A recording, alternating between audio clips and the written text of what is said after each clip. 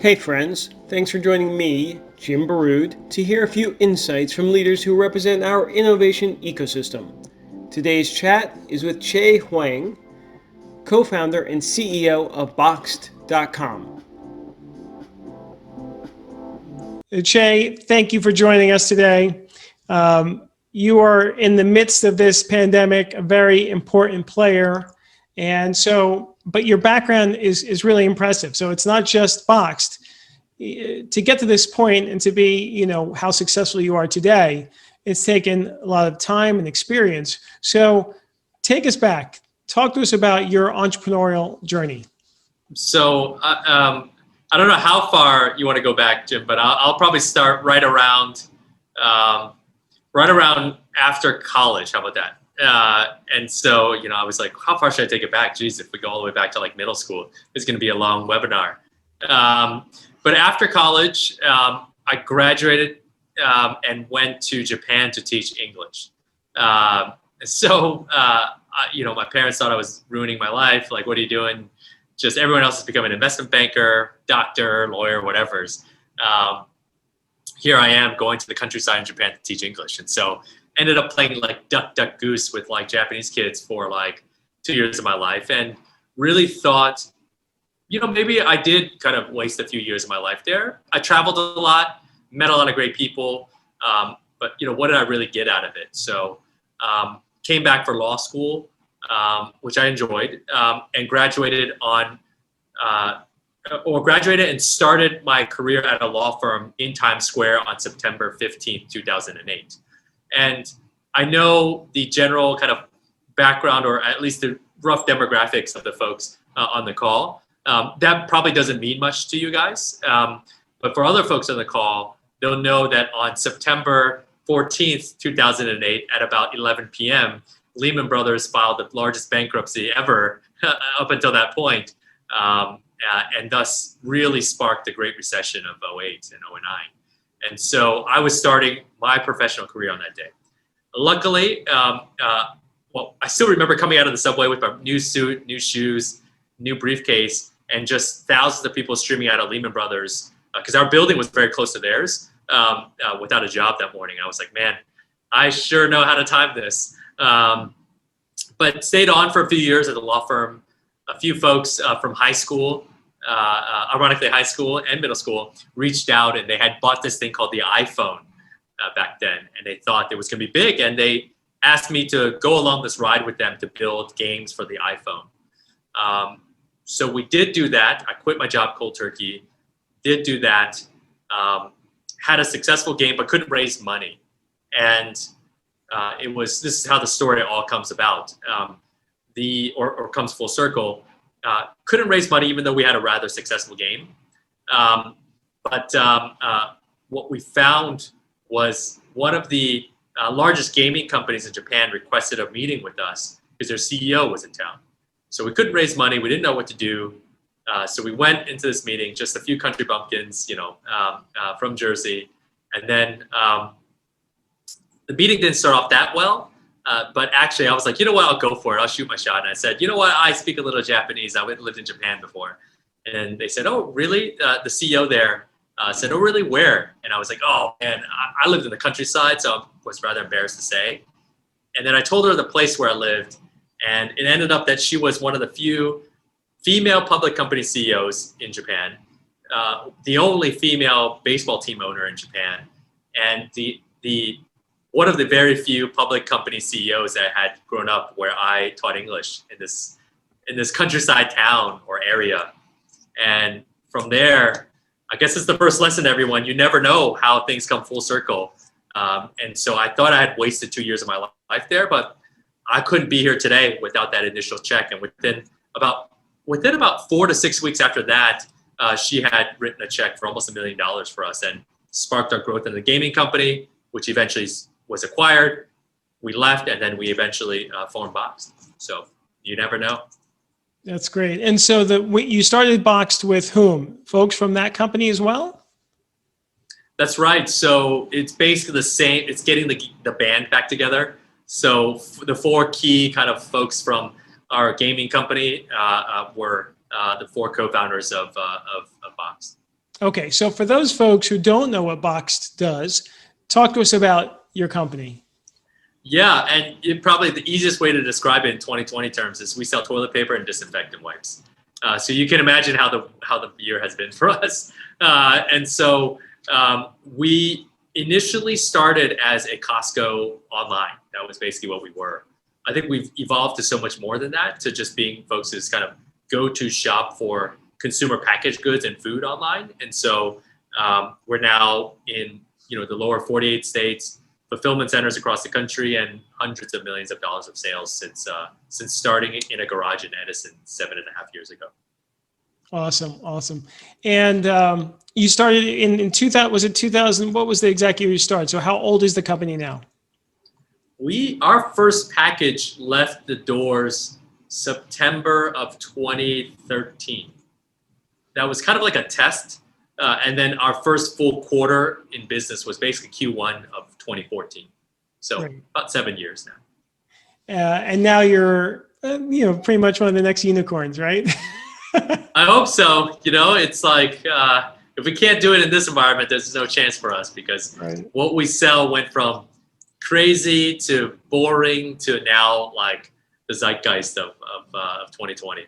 Oh my God. So, well, tell us, about e-commerce in general, right? The industry has obviously accelerated, but talk to us from your special viewpoint, since you know the industry so well. Yeah, I think, you've seen, I'm not going to assume, but a lot of folks have probably seen the graphs, which shows the last 10 years of, or the last 10 years of e-commerce adoption. You can see this line as e-commerce is a function of retail. And then in something like 6 weeks, we had doubled it, so it went 10 years and 6 weeks. And I don't think that's going away anytime soon. E-commerce is one of those things. It's almost like, I don't know if it's the first time for me, sorry, I'm dating myself. It's the first time you ever used an iPhone. You're like, wow, this is pretty cool, or the first time you drive a Tesla, you're just like, man, this is not like a gas-powered car. This is pretty cool. I think for anyone out there that never tried to buy a certain category in e-commerce, generally after you start to do something online, it's rare that you're just like, wow, this really sucks. And let me go back to in-store more than to do it online. So I think the trend will continue, and the future has been pulled in quite a bit. Right. So let's unpack that a little bit. So for Boxed, you guys have been doing, a lot better because of the pandemic, but have you changed any of your services or product mix or things like that to take advantage of it? Yeah. And I don't know how technical this gets for this audience. So apologies if I'm going a little bit too deep. And we were bantering back and forth about this before, Jim and I, there's, it's no secret that the world was out of stock on a lot of things during the middle of the first wave of the pandemic. And it looks like we're quickly barreling towards that kind of situation as well. What happens is that when a manufacturer, I'm making this up, of toilet paper says, you know what, I'm going to sell this pack, the 8-pack to Target, the 7-pack to Walmart.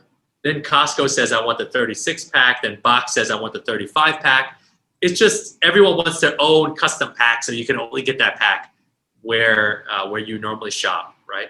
And for the manufacturer, it's good too, because they don't have, to the extent possible, they don't commoditize it. And so it's not just a constant driving of prices and margins to the floor. And so, but it makes things complicated, and it slows down their production process. They have to stop it, reload the machine to make a 6-pack instead of an 8-pack, et cetera. So in the middle of the pandemic, what they did was said, we're going to stop this madness. We're going to run the machines 28 hours a day if we can, but they're only going to make 3-packs. And you get to, as a retailer, you get to pick one of 3 packs. And so for us, being able to pivot and really carry SKUs or items we otherwise wouldn't carry because maybe they weren't full bulk size packs, was one of the big changes to Box. And consumers have adopted and adapted to it pretty well. So that might be one of the lasting legacies. Wow. And what about the extent of where you reach? Has that changed at all? I would say Geographically. yeah, we've definitely seen a mix of kind of where folks are geographically. So, you might think that we're only coastal and really urban, but, I think the latest read is over 50% of our audience is now suburban or rural. So, I recently, we did this brand study, and it's still ongoing now, where, mom in the middle of Ohio, when asked the questions of, do your neighbors shop box? And she's like, my neighbors are cornfields. And so I don't interact with them that much, but I imagine they might. So it's definitely branched out there. Demographically, it has as well. So shoppers are, at least on our platform, are older now because, either they're just older and they don't want to go out to the store, immunocompromised, or whatever the reason is. They're now discovering food and CPG shopping online. Well, explain that. Your initial customer was whom, and now who are your customers? Yeah, our initial customer was, like, as we call it, just like semi-jokingly, the folks that are adulting for the first time ever. So it's like, maybe you have your first dog, or just bought your first house, just got married, or, just about to have your first child. And you're like, oh my gosh, for the first time ever, I've got to buy in bigger sizes because I have a family now. And I've got a lot of things on my plate. And the last thing on my mind is going to the store to buy essentials when I can get it delivered. So that is one of the, traditionally that was our demographic. But now, we've kind of expanded beyond that. Got it. Someone asked if they can buy your stock. So tell us, about, what the vision is for your company. Yeah, I feel like probably the hottest thing of Box right now is probably not even the stock, it's just the wipes. So disinfectant wipes, like I feel like, man, if I shot, we're right by 78. So if I shot like Lysol wipes onto 78 in Garden State Parkway, you'd cause like the biggest kind of pandemonium ever on the Garden State Parkway. If I had a t-shirt cannon that shot like disinfectant wipes and toilet paper. But right now, unfortunately, Evan, we're not a public company just yet. And so it's all private stock. But if we are a public company in the near future, you can definitely buy our stock, and I hope you do. And that's probably all I'm legally allowed to say in terms of forward-looking statements with regards to public shares. Exactly. And I'll comment as far as I know. I'll just say, if your company wasn't really attractive before, it's gotten much more attractive, as an investment vehicle or acquisition. You don't have to say anything. I'll just say, from my view of the marketplace, it seems like you said it, not me, Jim. Fox is has a great leadership, obviously, and is in a great space. So let's talk about about e-commerce in general, right? That's changing. Everything's accelerating. 5 years from now, when we're beyond this, we'll be beyond this in a year. But when we're not thinking about viruses and we're free to go back and shop, what does that look like? I think a few things. So I think people will return to stores. I don't think retail is dead. I think people actually might yearn to do some of the non-critical shops, like your discretionary spend back in store. People just want some more entertainment, I think. And I'm not a psychologist at all or sociologist. Like, I do feel like that's probably driving some of the behavior of people just, having pandemic fatigue, because they're just like, you know what, I miss going out. I miss seeing my friends. I miss just walking the mall. So I think that will return. I think folks who bought and dabbled with buying groceries and food and CPG online will be rather sticky, and they will continue to do so, because they'll realize that, you know what, I really didn't need to go to that store to do that. And I feel comfortable with it, and I'm going to stick with it. Or at the very least, they'll intersperse online shopping with in-store shopping for groceries and food and CPG, because maybe they were 100% in-store before. Now they've grown comfortable with it. And so at least some of it will stick around. Great. I think I was going to say the other thing that you've seen is that overall people's basket sizes are bigger. And I think potentially for all of us, this will be that emotional scarring event that all of us will live with for a long time, where, my parents and my grandparents were always like so frugal and they did this and they did that. Well, it was because they lived in a time, like if you're, at least my grandparents, who lived in a time where it was a Great Depression and like, yeah, your next meal may be in jeopardy. So you better turn off the lights when you leave the room, And then where like I grew up in a world like that was very similar earlier in my life, but like as things got better for us and our family and me personally, it became more of like you grew up in a time that the economy in general was doing pretty well. So this might be that scarring moment where people just stock up, have a little bit more safety stock, because for the rest of their life, they're going to remember when they really needed toilet paper and they couldn't pay $100 for a single roll. And then you look at the paper towels you have and you're like, oh gosh, like don't want to go there, And so maybe that's that moment for us as a society. That's interesting. Now, how do you view, there's this big battle between two companies called Amazon and Walmart. How do you view that from your special perspective? I mean, I think all of us see it as, just getting very competitive and positively, actually, in a lot of ways, as far as the offerings, the ease of shopping, lower prices. But I'm curious to see what your perspective is about that dynamic. It's like, I think we've graduated into that ring of like kind of the big companies. Not that we're that big ourselves, but a few $100 million in revenue, that's nothing to scoff at, right? Like, so we've graduated into that ring. That's the good part. The bad news is that ring is filled with the largest companies on the face of the earth. Not even the largest retailers, but your Amazon, Walmart is Fortune 1. So there's good and bad of that. And as they duke it out, certainly some of the benefits of adoption are a tailwind for us, because part of the battle is just getting someone to buy this stuff online. Then they might think about branching out to other services and retailers. I think there's also the downside of it is that as they duke it out, then sometimes there's collateral damage as well. But I think overall, it's forced us to make sure we do what we do best, and our customers say it best. And when they talk about us, they say, well, one, it's a upstart brand, and I love that. I love fighting for the smaller guy. Two, I like that it's a trusted source. I don't have to think twice about, hey, it's not Amazon sold and fulfilled by Amazon. Sometimes when you buy Doritos, it's from like John's landscaping business, and you're like, is John an authorized reseller of Doritos? And why is he selling Doritos that I'm getting? So a lot of folks have found us as that trusted source. And then lastly, the way we do things, most of your shipments come in one shipment, ideally in one box. And so that's also been a differentiator. So doubling down on the things that our customers like is what you're going to find us doing to combat that.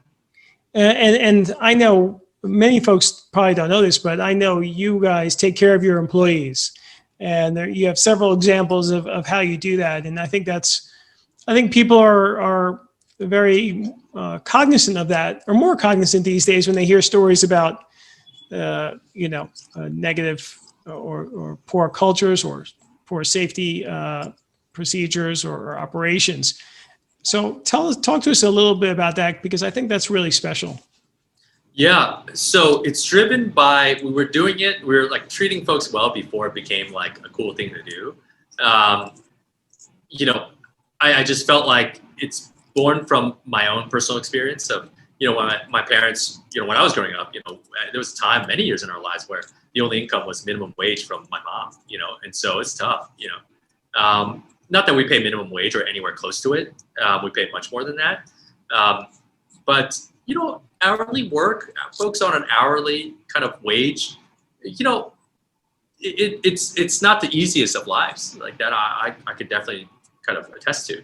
I think making sure that they're treated with respect and that we take care of as many of their problems as we possibly can I think is important. So whether it's free insurance, free health insurance for our W-2 folks around the company, including our facility team or fulfillment center team, or simply a $500 emergency fund that, hey, if you suddenly are presented with a $500 bill, it's difficult to pay, for a lot of folks. And so being able to have that as their mini insurance policy, to bigger things like life-changing benefits like weddings, or if you or a loved one gets really sick and you have big-time medical bills, or all the way to college tuition.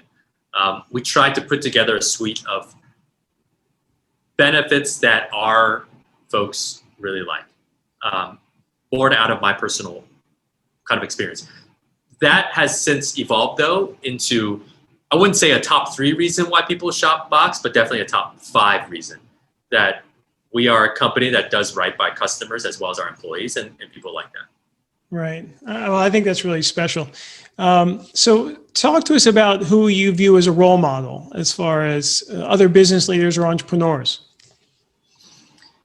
I think individuals, I take inspiration from a lot of different sources. Like the only books I really like to read, unfortunately, is autobiographies, because when you're running a company with hundreds of people, like, I wouldn't say it's not lonely per se, but it's like you want connection with folks who know what you're going through. And I find comfort in reading autobiographies because you get into the psyche of people that have done it. Most of these autobiographies are written from folks that have done it and they're on the other side of it now. And so, I could really connect to it. So yeah, I would say, I'm losing my train of thought because I'm thinking about all the different inspiration that I draw from. So from an individual level, I draw from a ton. From company level, definitely like folks like Starbucks who do right by their employees. Even Costco treats their employees really well. Those type of folks who have, they're not charities. They're very profitable companies, yet they treat their folks well and still drive profitability and growth. That's what I look to for inspiration. Right. Well, tell us, what would be 1 or 2 autobiographies that you recommend to this audience? I would say the Tony Chieh one from Zappos is quite good. I would say for the folks that are interested in starting their own business, venture funded own business, there's an autobiography by a pretty famous investor, and the book is called The Hard Thing About Hard Things. And it's by Andreessen Horowitz is a very famous VC firm. It's by Horowitz, not Andreessen. Right. So it's really interesting because you read it and you're like, wow, I thought I was in a pinch at certain times. That guy, he IPO'd with 2 weeks of cash left in the bank, because there's no other path. And you start to really think about life, and those are just 2 of many, though. Yeah, no, that's. I'm glad you mentioned that. In fact, I've met Ben Horowitz, and he certainly is a special person, special entrepreneur, and he really reflects it in books he's written. So, all right. So before some good questions too, I would say. I know we're going to get to those in a second, but I want to ask you general advice for entrepreneurs now, right? At this time, right? We're in a very difficult place. Not every business is like yours that can scale during a pandemic very effectively. So any general advice for entrepreneurs out there that are struggling? I'll tie it into one of my favorite books in the end, but really first and foremost is being an entrepreneur is being about being in a marathon. And you're going to have ups and downs. I've never run a marathon, but even just when I'm on a jog, there's certain times you're mile 2 and you're just oh my gosh, my knee's going to fall off, you got to keep going. And I think that mental fortitude and that state of mind is really, really important. I will say though, that if you look at business history, there are a lot of very powerful companies that arise when things are most difficult, if that makes sense. And so you look at Uber, Tesla had a big moment in that last recession. There's a lot of iconic companies that were started in and around the last recession. And so with those choppy waters often comes opportunity. Right. And just speaking of recessions, do you have any forecasting vision as far as when do you think things will sort of settle down and be on an upswing? I don't. If I did though, Jim, I'd work at the Fed. So, I just feel like it is just so uncertain at the moment. I just think there's between politics and the election, COVID, technological disruption, man, it's a difficult time to be an entrepreneur, but actually it's an exciting time to be an entrepreneur. And I say that knowing that, folks can totally roll their eyes at that, saying that we're in a very special position. And I think you're absolutely right. I also think that even if I weren't starting Box, I would think of starting something at this moment because there's so much there, like, blockchain, like e-commerce, like distance learning, just like the whole world is changing. And the reality is, as an entrepreneur, you're a lot like a trader, and in the way that if there's no volatility, you're not making any money. You can go on the upswing, downswing, you can make money. But if that stock is steady, no one's making any money.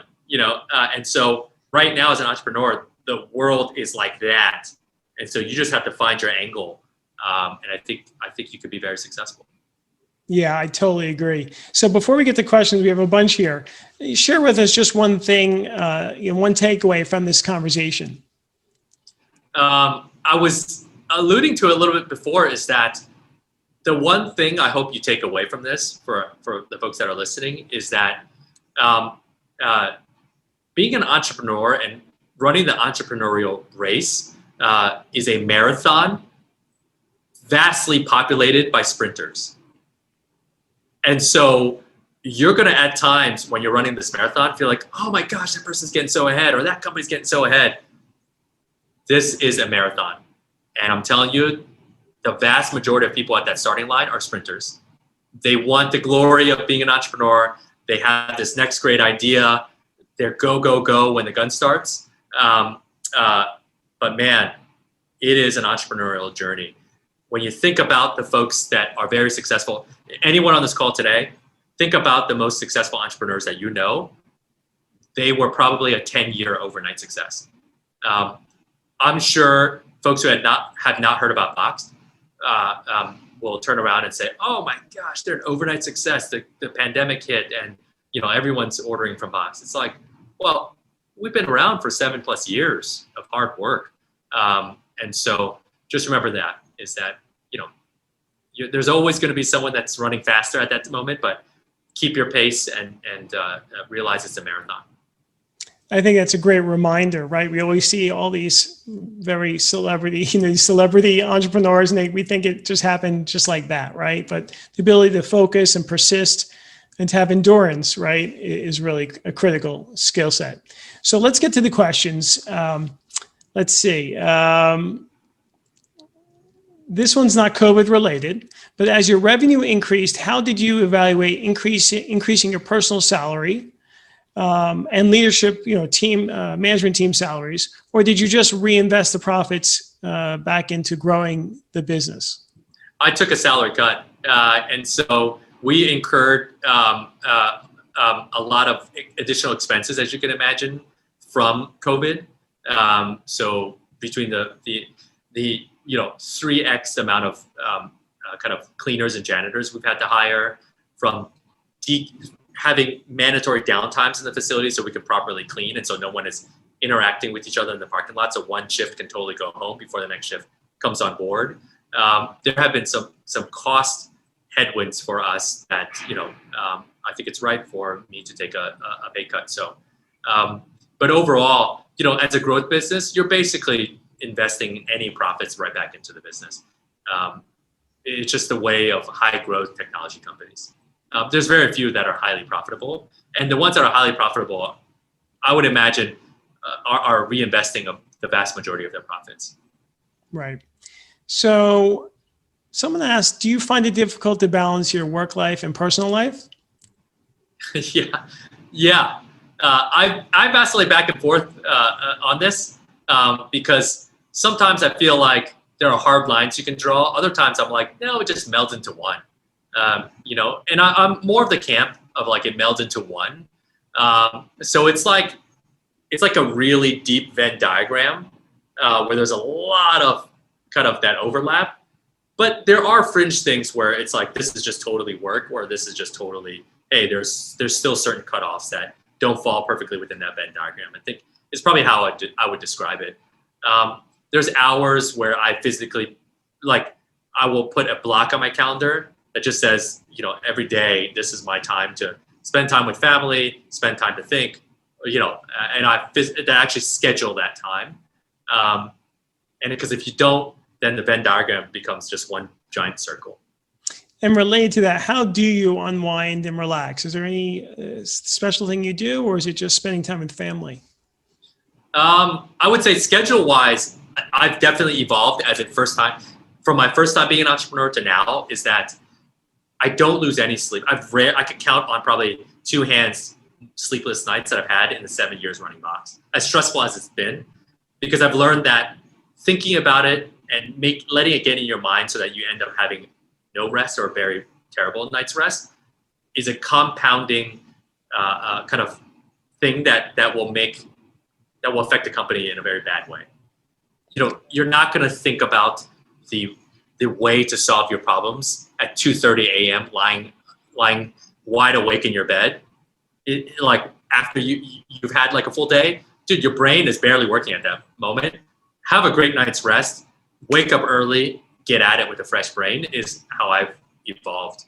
Also, I've learned to try to avoid weekend calls as much as possible. I used to be like 7-day work week, and I'll probably sneak in at least 1 or 2 calls on the weekend.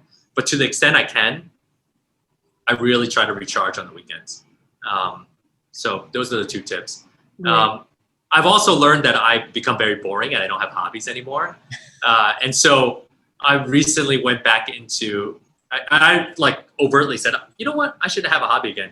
I went into a comic book store in Jersey, and like, it's kind of like, oh man, should I be going to a comic book store at my age? And I walk in, luckily there was someone also around my age, and I, looked at him and he looked at me, and I was like, yeah, I belong here. And so I picked up a fat stack of Star Wars comics. So nice. I'm a big Star Wars fan. Nice. All right. So Esther Sheridan, who I think you probably met in the past from New Jersey Tech Weekly, is asking, are you in New Jersey right now? Because I think you have a headquarters in New York. But everyone knows you started your company in New Jersey. So she just wants a little more elaboration on, where are you these days? I'm physically in New Jersey. So I am at the corner of 78 and the Garden State Parkway in Union. So Esther, you probably drive around the facility. I think if you live in New Jersey, you almost have to have kind of passed this intersection at some point in time. So that's where I physically am right now. Got it. And I've been in that building. That is very impressive. All these robots all over the place, and humans, right? And humans. Yeah, it's every time I show up to work, I still like. I mean, this was in a garage as late as 6 years ago. So it's like, so I'm still like kid in a candy store when I walk into these buildings. Someone is really happy about your comic obsession. Oh man.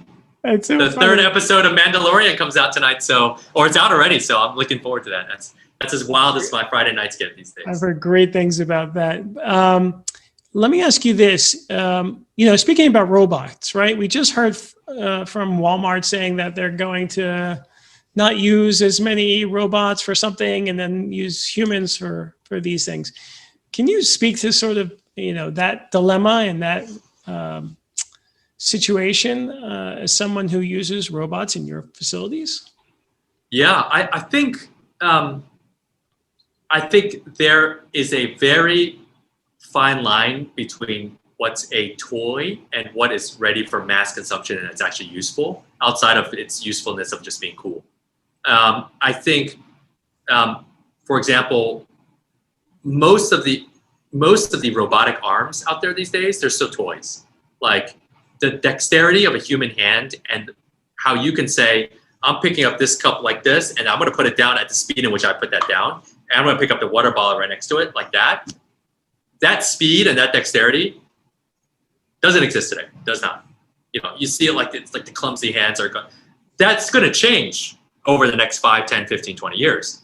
At least right now, when it comes to anything that needs the dexterity of a human hand, the vision, the computational methods, as well as the computational power, as well as the then physical dexterity, there hasn't been that three-way match just yet. And so I think it's going to change, but right now it hasn't. So, some things are just better done by humans. But we have to keep up, because that world, if you just keep drawing this path, these things are going to tip one by one, right? It's almost like simulation theory. It's like, if you think the line goes like that, at some point in time, we're going to get to a fully humanized droid that goes around and does what me and you do all day. So how are we going to adapt in terms of what humans do? So, Right. But right now we're far from that. Got it. Someone is asking about internships. Oh yeah, we do have interns. We've had interns in the past. Unfortunately, generally we only do interns from graduate school. We'll take a few undergrad interns. We've also had a ton of folks applying from high school. When it gets to high school, it's a little bit too early for us. College is even a bit too early for us. And so we generally take grad school interns. It's kind of the rule of thumb. Got it. Okay, here's a question. I'm going to read it to you. How do companies maintain the uniqueness of their brands versus being commoditized by depending on e-commerce aggregators like you, Amazon, and Walmart, and just depend on price to be the ultimate differentiator? I think it's really difficult, right? Because if you think about something like The Honest Company, I'm going to make this up. They were anti-store. It was their own channel. They built a really unique brand. But only right now, what you're seeing is that if you're not on these aggregator sites, or if you're not on a marketplace, it's hard to scale. Or if you're not in store, it's harder to scale. And so I don't think they're mutually exclusive. I think you have to accept the fact that at some point in time, you probably have to sell in all these different channels. But how do you do so without selling your soul, I think, is the question you have to ask yourself. And so that is making sure, between the branding, how you treat your customers post-purchase, and the messaging outside of the channels, I think is really important to maintain your soul as a brand. Because I don't think it's burying your head in the sand and just saying, you know what, I'm only going to sell via my channel. There's not many companies that have been successful at that. Like, you could be successful, don't get me wrong. Like, I just can't name many of them. Right. And I think Honest Company also has a celebrity endorser like Jessica Alba, and combined with Brian Lee, who I think you probably know is sort of a mastermind genius business guy. Yeah, that helps. Exactly.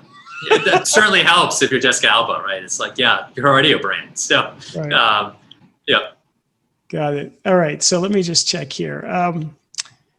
What is your selection process for choosing brands to sell through Boxed?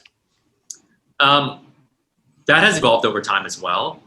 Right now, in the beginning, it was me. I picked the first 300 SKUs.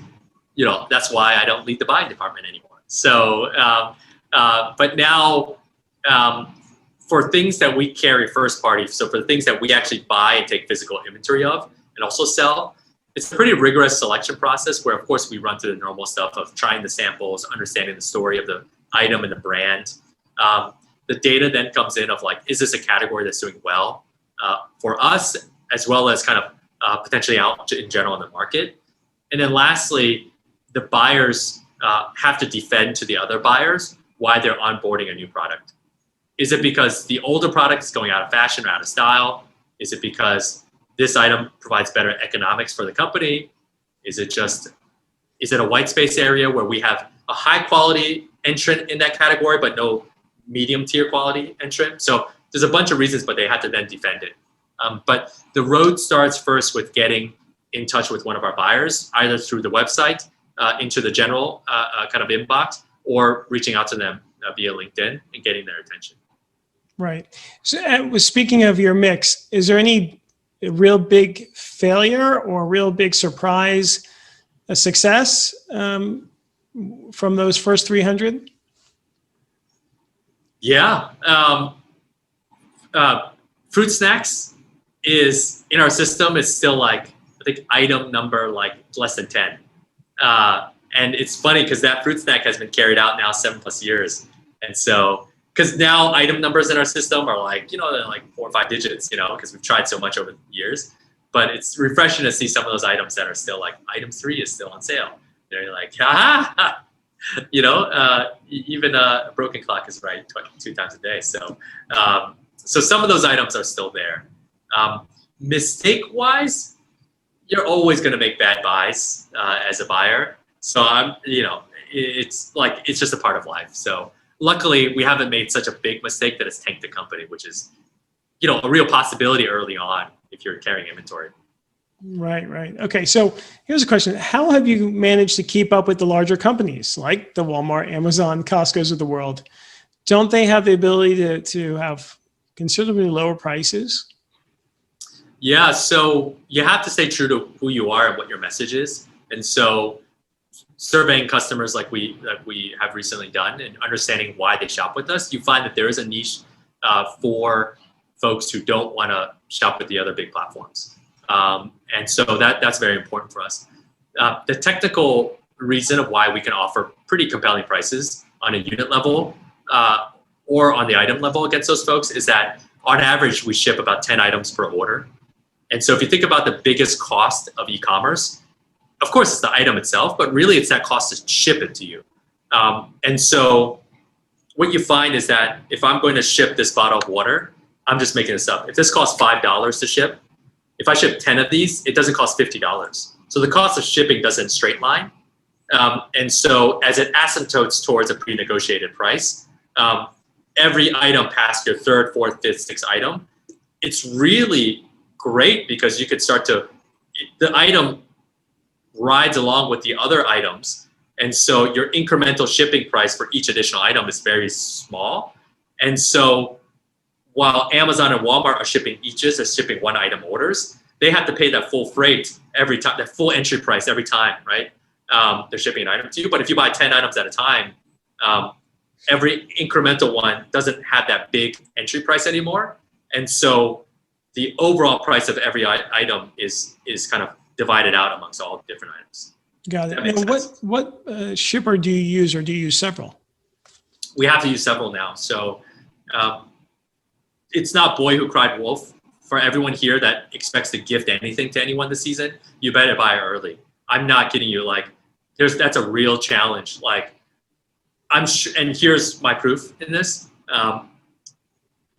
Every year for the past 4 or 5 years, there's that article on CNN or Fox or whatever you read that says, thousands of kids disappointed because their UPS or FedEx package showed up late because it's peak season. There's too many boxes going out this year. Every year, I bet if you can go back the last 5 years, every year there's that article. That's normal peak season, right? We're already in a peak season because of COVID and how much people shop online. So we're already having packages delayed. Like, God help us all when holiday season really hits. Double peak, forget about it. Like, you're gonna wait for your package for some time. So I'm just saying that as an optimist, even, and so order early. So and we've had to diversify carriers to make sure we have the coverage we need. So someone asked about shipping to Hawaii and Alaska. Do you think you'll ever ship there? We do for some business clients. Hawaii and Alaska are a bit tougher because you have to set up physical operations there to really service it well and in an economic way. And so we have a lot of volunteers to set up operations in Hawaii. We haven't, the box for, Alaska volunteers is right now empty. And so, but overall though, it's something I think at some point in time we'll have to tackle. Do you use the USPS? To a certain extent, but not as much as other companies, because think about 10 items per box, mostly bulk. It's a big box. And think about the van that delivered, or the little truck that delivered your mail. You put 6 boxes in there, there's no room for mail. So, it's a challenge for them to handle boxes of our size. But as far as the holiday rush, do you guys get affected by an increased demand? I mean, your products generally don't fit the gifting, sort of. This year, I hope to change that, because, if you were able to send someone 8 canisters of Lysol wipes, like, that is gold. And so it's but joking aside, you're right. So you're not, like Cyber Monday, you're generally not looking for CPG, but we see a good rise in sales as well.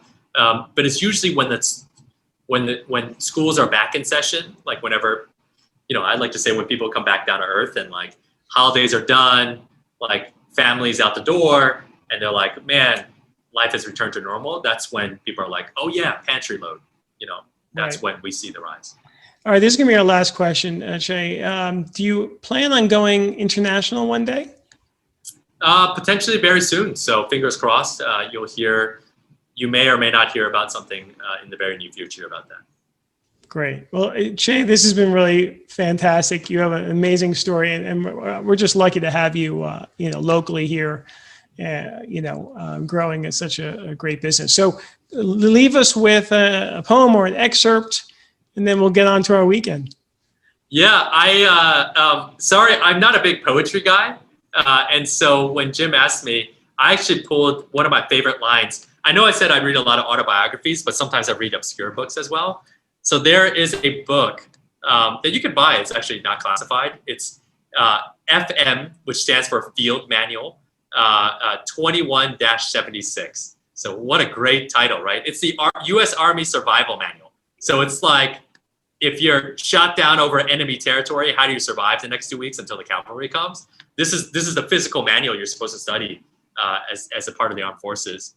And the reason I love it is because one of the first things they teach you is this exact quote. A key ingredient in any survival situation is the mental attitude of the individual involved. Having survival skills is important. Having the will to survive is essential. And I really think as an entrepreneur, going through the ups and downs, you can be a very talented entrepreneur. If you don't have the will to survive or to run that marathon, then you're not going to make it.